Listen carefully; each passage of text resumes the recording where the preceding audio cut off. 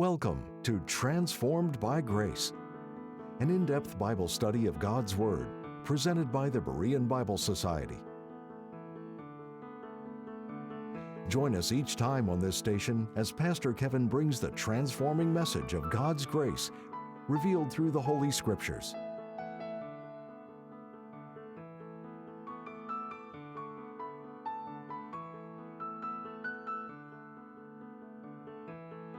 A couple of guys named Ed and Fred went fishing for the first time in their lives. They went out and bought themselves a couple of rods and reels, went down to the lake and rented a boat at the boat rental place and rowed out to a likely place for fish and let down their anchor. They'd read enough about fishing and used common sense to know how to bait their hooks and how to cast their lines, and after a few practice casts, they settled into catching fish. And they had a great day. They caught a lot of fish. It seemed that just about every time their line hit the water, a fish hit the line. They caught so many fish that they were getting really excited. But eventually it started getting dark, and they needed to get the boat back to the rental place and head home. Fred went to the back of the boat and began hauling in the anchor when he turned around to see Ed pull out a jackknife and start carving an X in the bottom of the boat. Fred said, "What do you think you're doing?" Ed looked up and replied, "I'm marking this spot so we can find it again." His friend growled, "Don't be dumb, Ed. That won't do any good. What happens if we get a different boat?" We find a fishing story here in John, where many fish were caught. Peter, James, and John, however, were a lot smarter than these guys as far as fishing goes. They made their living from fishing. In their past, they were professional fishermen. Peter had failed. After being one of Christ's closest followers for over 3 years, he denied the Lord 3 times, denied ever knowing him. We all fail the Lord in life. But John 21 is so comforting in knowing that though we fail, the Lord's love never fails. And he treats us with kindness, with grace, and forgiveness when we fail. In his mercy, like Peter, Christ restores. He wants us to keep moving forward and serving him. He wants us to realize through our stumbling and failures that we can't live in our own strength. He wants us to realize that we need him. And he wants us to learn from our failures and grow and pursue after righteousness and godliness in his strength. John 21, 1-4 reads, "After these things, Jesus showed himself again to the disciples at the Sea of Tiberias, and on this wise showed he himself. There were together Simon Peter and Thomas called Didymus, and Nathanael of Cana in Galilee, and the sons of Zebedee, and 2 other of his disciples. Simon Peter saith unto them, I go a-fishing. They say unto him, We also go with thee. They went forth and entered into a ship immediately, and that night they caught nothing. But when the morning was now come, Jesus stood on the shore. But the disciples knew not that it was Jesus." After his second appearance to the disciples in the upper room, Matthew 28:16 says, "Then the 11 disciples went away into Galilee, into a mountain where Jesus had appointed them." So they made the journey from Jerusalem to Galilee into a certain mountain and are there waiting for him. They're by the Sea of Tiberias, which is the Sea of Galilee. And the Sea of Galilee is surrounded by mountains. Verse 2 says, 7 disciples were together and saw this post-resurrection appearance of Christ. Only 5 of the 7 are identified. Peter, Thomas, Nathanael, the sons of Zebedee, which were James and John. Then there were 2 other unnamed disciples present. Including this one, Peter is always listed first in all the lists of the apostles, indicating his leadership of the group. And here we see Peter's leadership evident in how he took the lead and wanted to go fishing. And then the other 6 followed and went with him.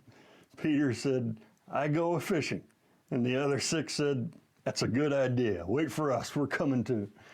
They had all been waiting and looking for the Lord's arrival. And Peter decided to pass the time by fishing, his former livelihood, and the other disciples joined him. The apostles were in a state of limbo, you could say here, not sure what to do, and they're not sure when the Lord would come, so they returned to something familiar to them. But there was probably even more than a one-time fishing excursion on their minds here. They were waiting for the Lord, but he hadn't appeared. They were all feeling like failures as apostles. When it came down to the crisis point, they had all bailed, they had all failed, they had all ran, forsake the Lord, and hid, locked themselves in the upper room out of fear. And so out of their feeling of failure, being impatient also, having a wavering faith, Peter's thought process and that of the other disciples might have been, I'm going back to the one thing I know how to do well. I'm going fishing. In other words, permanently, as his livelihood. And the others said, we're going too. And it's also difficult for guys to be close to water without thinking about fishing, and for the whoppers that we might be missing out on in that water too. And these disciples then immediately go and jump in a boat and took off out into the Sea of Galilee and began fishing. They fished at night. To stay cool during the day, the fish migrated to waters too deep to reach with nets. So fishermen with nets, like the apostles, had to fish at night when the fish were near the surface. Their excitement at fishing, however, turned disappointing quick and went unrewarded as they caught nothing, verse 3 says. Now, I apply that verse often when I go fishing. That often happens to me. Early in the morning, as dawn was breaking, the Lord was standing on the shore, arriving just as he said he would. But the disciples do not recognize the Lord, verse 4 says. And this may have been because of the distance. According to verse 8, we learn they were about 100 yards from shore. Or it may have been because it was the break of day and because of the lack of light in the early morning. Or it may have been another instance when the Lord kept others from recognizing him after his resurrection, which he had done before with the two on the road to Emmaus and with Mary Magdalene. John 21, 5-9 reads, Then Jesus saith unto them, Children, have ye any meat? They answered him, No. And he said unto them, Cast the net on the right side of the ship, and ye shall find. They cast therefore, and now they were not able to draw it for the multitude of fishes. Therefore that disciple whom Jesus loved saith unto Peter, It is the Lord. Now when Simon Peter heard that it was the Lord, he girt his fisher's coat unto him, for he was naked, and did cast himself into the sea. And the other disciples came in a little ship, for they were not far from land, but as it were 200 cubits, dragging the net with fishes. As soon then as they were come to land, they saw a fire of coals there, and fish laid thereon, and bread. The Lord calls out to the disciples, children. The term is an affectionate address, speaks to the family relationship belonging to the Lord as his children. The title children also carries the sense of undeveloped understanding, as children have, and how the disciples still had things to learn. The Lord asks, have you any meat? Or have you caught anything to eat? And that was a blow to their pride. Unsuccessful fishermen are a little sensitive to being asked about their fishing. So out of their disappointment, they answer with a simple one-word reply, no. And then the Lord gives them a bit of advice. Throw your net on the right side of the boat and you will find some. This would have required them to swallow their pride, being frustrated at their lack of success throughout the night. Now a stranger on the shore telling them how to do better. But they do not protest. Besides, one more cast, we always think that one more cast will do it.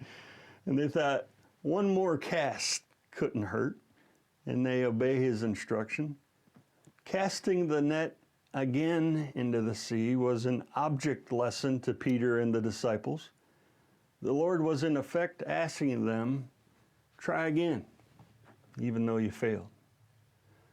That was an important lesson for Peter, not to allow past failure to keep him from serving the Lord.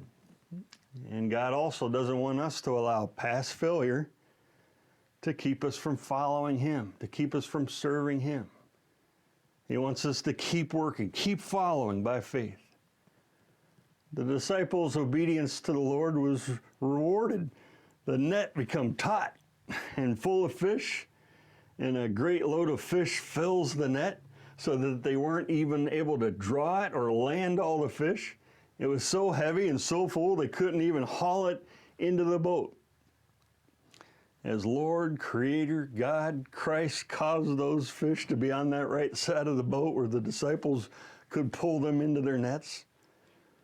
But the disciples had been in this situation before. They had spent a wasted night on the Sea of Galilee fishing when they caught nothing. Then in the morning, Christ instructed them to recast their nets. And the same thing had happened. Their obedience netted them a record catch. When that miracle happened the first time, the Lord was calling them to follow Him, and those fish represented people they would catch for Christ's earthly kingdom if they did follow Him.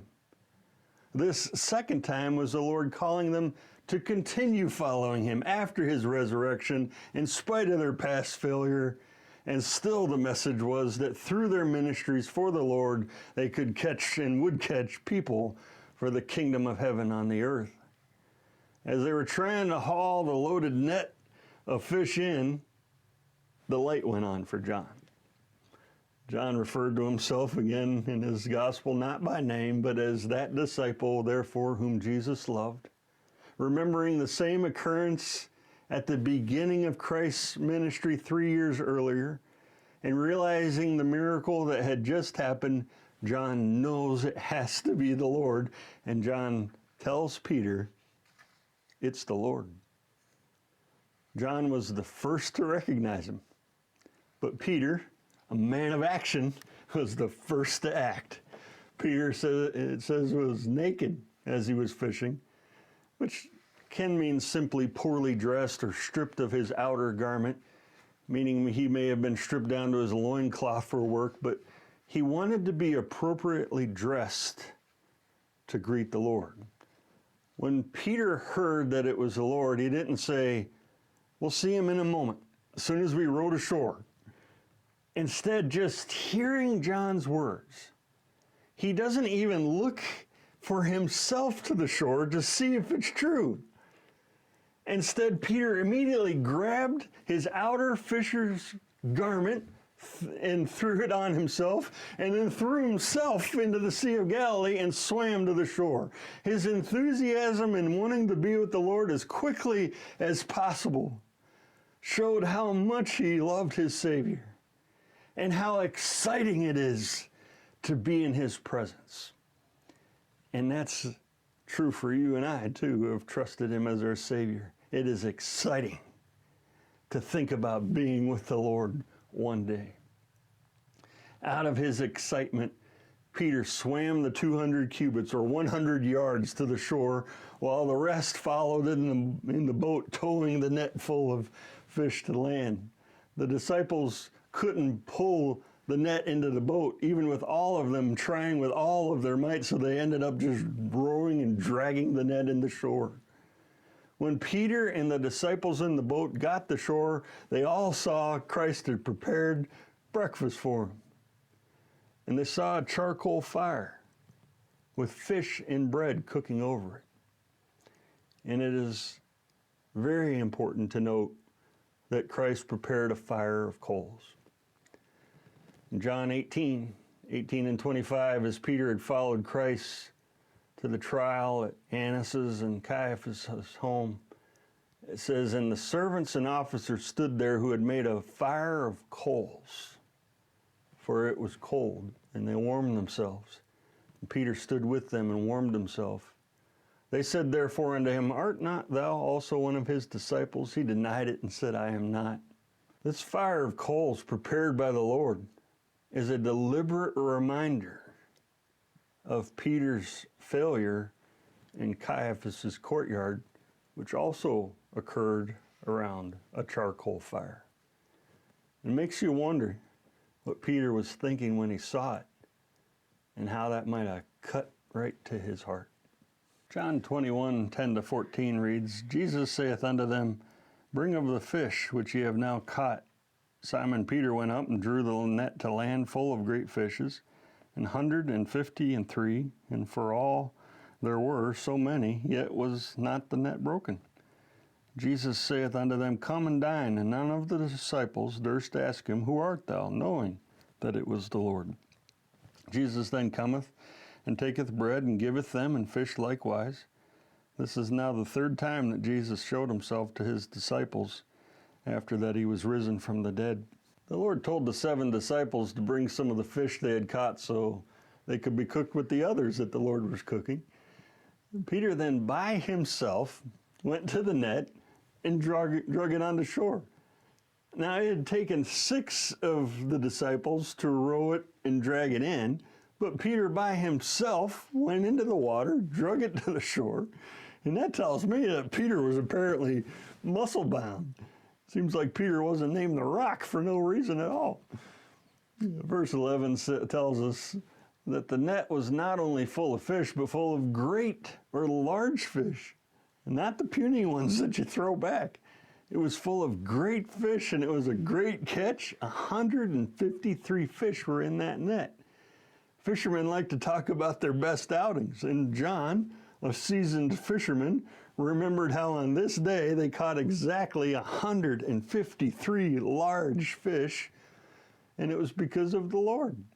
It was the Lord's provision, not by anything that they had done.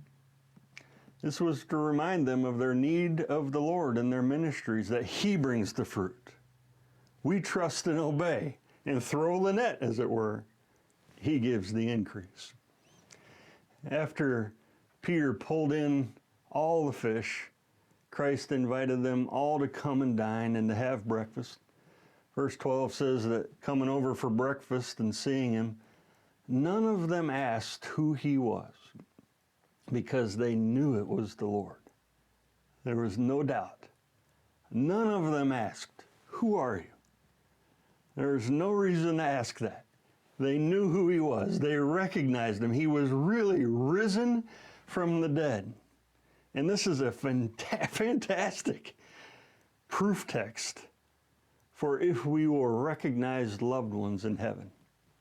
In the same way, we won't look at them in heaven and say, Who are you? We will know them. We will know our parents, our spouses, our children, our grandchildren, our loved ones and friends. We will know them all. John 21:15-17 reads, So when they had dined, Jesus saith to Simon Peter, Simon, son of Jonas, lovest thou me more than these? He saith unto him, Yea, Lord, thou knowest that I love thee. He saith unto him, Feed my lambs. He saith to him again the second time, Simon, son of Jonas, lovest thou me? He saith unto him, Yea, Lord, thou knowest that I love thee. He saith unto him, Feed my sheep. He saith unto him the third time, Simon, son of Jonas, lovest thou me? Peter was grieved, because he said unto him the third time, Lovest thou me? And he said unto him, Lord, thou knowest all things, thou knowest that I love thee. Jesus saith unto him, Feed my sheep. After they had eaten, the Lord turned to Peter. The time had come for Christ to address Peter's deep wound. So after breakfast, the Lord's attention is focused on Peter. Peter had denied the Lord 3 times, and the Lord asked Peter 3 times, Simon, lovest thou me? Peter had denied Christ on 3 occasions, and the Lord was giving an opportunity for restoration at each point. Peter had denied the Lord beside a fire of coals. Now he was being restored by another fire of coals. While the Lord addressed Peter directly, the conversation was public and for the benefit of all the disciples present. His denial was public, his restoration was public. Fishing and shepherding, fish and sheep, become the topic of conversation. The Lord asked Peter, Peter, lovest thou me more than all these? Or more than all these 153 large fish laying there in that unbroken net? In other words, these fish, these nets, this boat, this whole enterprise of fishing that you love, do you love me more than these? Do you love me supremely? Was what the Lord was asking. Even more than the fishing that he knew Peter loved. There are two words for love used in these verses. They are the Greek words agape and phileo. Agape is an active, selfless, sacrificial love seeking another's highest good. Phileo speaks of a warm, deep, emotional affection like between family members. The word for lovus that the Lord uses in the first two questions is agape. Peter, do you selflessly, sacrificially love me? Or supremely love me? Even more than these fish and this fishing enterprise was the Lord's question. Peter's response was honest. Yes, Lord, you know that I love thee. But his word for love was phileo. So the Lord questioned Peter about his devotion and commitment to him and putting him first before all things. And Peter affirmed his deep affection for the Lord. Christ used the loftiest word for love, and Peter replied, I have a deep affection for you, using a less lofty word for love, but still revealing his heart to the Lord. Peter was being honest. He acknowledged the truth of his love. He replied with genuine distrust of himself. Peter was saying, I don't want to claim agape. I don't want to claim supreme love, but I can claim phileo. If Peter did have a true affection for the Lord, Christ told him, feed my lambs. The word for lambs speaks of little lambs, or the young in age, or the young in the faith, spiritual babes, the tender, the vulnerable, those who needed special attention. Christ wanted Peter to care for his spiritual flock in his absence and to feed them, tend to them, keep them, be devoted to them, care for them, nourish his lambs in the truth of his word. Verse 16, the Lord asked Peter a second time if he agape loved him. And Peter again replied, you know that I phileo love thee. And the Lord said, feed my sheep. This word for feed speaks of supervising, overseeing, ruling, watching over. Sheep speaks of any believers, and he's speaking of the little flock of Christ's kingdom church, what it's being applied to, and those at any spiritual maturity level.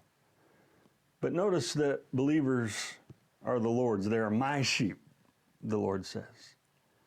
So Peter was to care for those who were the Lord's sheep, those who belong to him.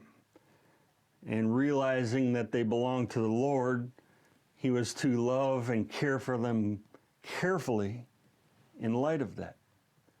He was to treat and lead them as the Lord would lead them, with kindness, grace, patience, and by the truth of God.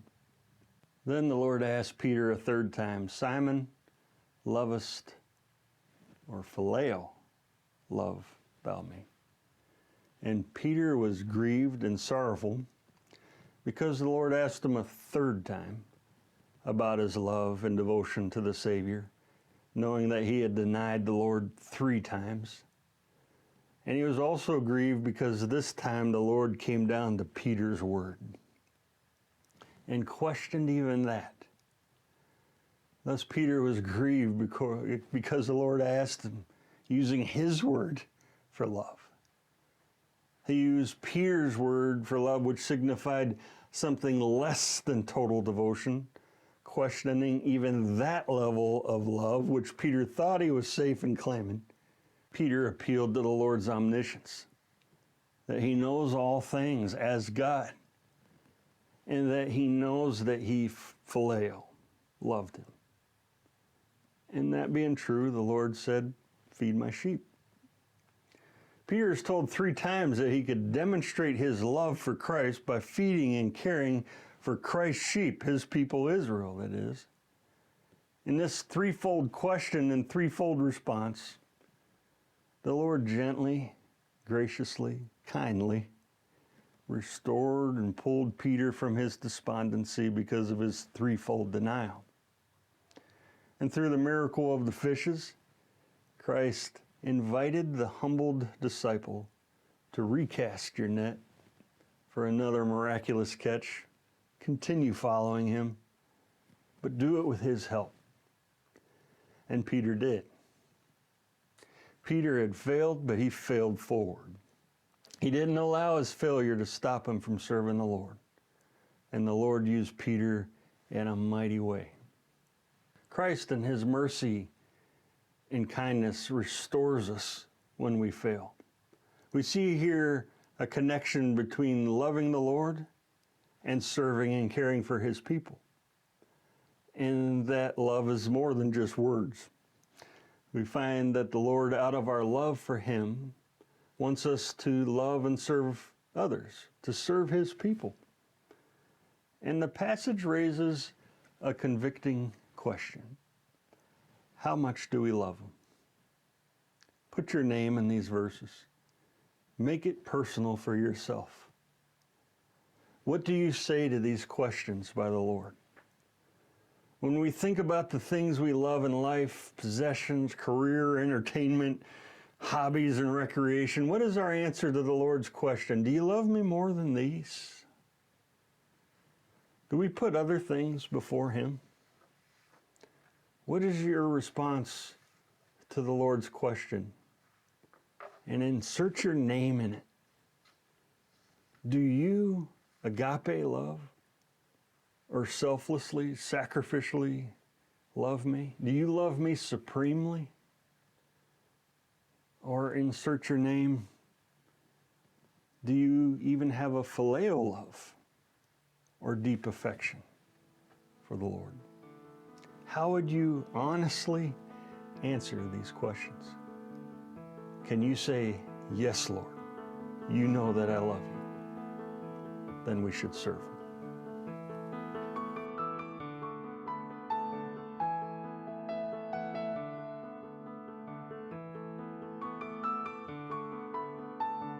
Thank you again for tuning in to Transformed by Grace.